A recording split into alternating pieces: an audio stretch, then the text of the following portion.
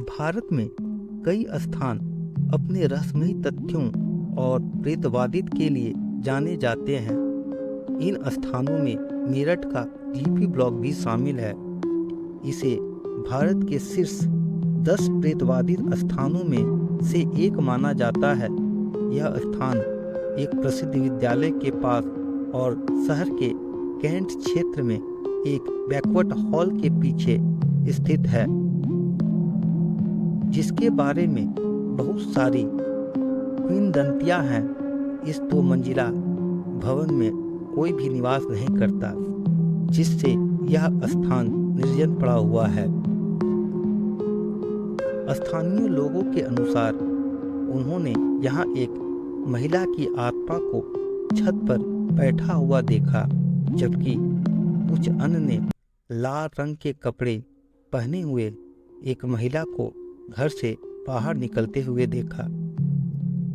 लोगों का यह भी कहना है कि यहाँ अक्सर घर के अंदर 4 आदमी मोमबत्ती की रोशनी में टेबल के चारों ओर बैठकर शराब पीते दिखाई देते हैं। इस क्षेत्र से गुजरने वाले लोगों के लिए यह सबसे आम दृश्य है। कुछ का कहना यह भी है कि उन्होंने छत पर भी कुछ लोगों को बैठे हुए देखा है। उनके अनुसार इन दृश्यों को पूरे घर में बार बार देखा गया है। कोई भी व्यक्ति इस अज्ञात प्रेतवादित जगह के सामने नहीं गुजरना चाहता तथा इससे होकर जाने वाले मार्ग का उपयोग करने भी सभी कतराते हैं।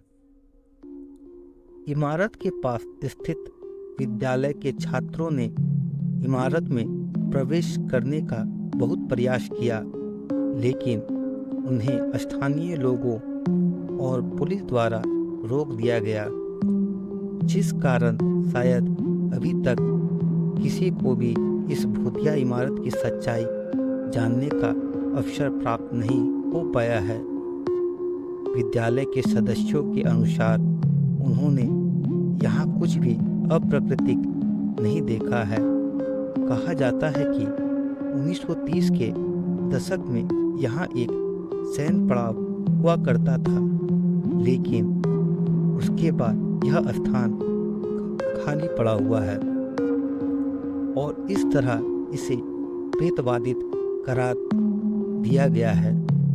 मेरठ छावनी बोर्ड के अनुसार इस जगह का इस्तेमाल अवैध गतिविधियों के लिए बदमाशों द्वारा किया जा रहा है और उनके काम में किसी प्रकार का कोई हस्तक्षेप ना हो, इसलिए उन्होंने इस जगह को भूतिया बनाया है।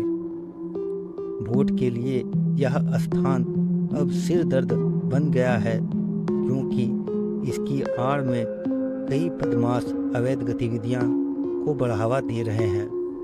सुरक्षा के उद्देश्य से बोर्ड ने इमारत की सड़क के प्रवेश द्वार पर एक लोहे का गेट भी स्थापित किया है, जो बहुत बड़ा है।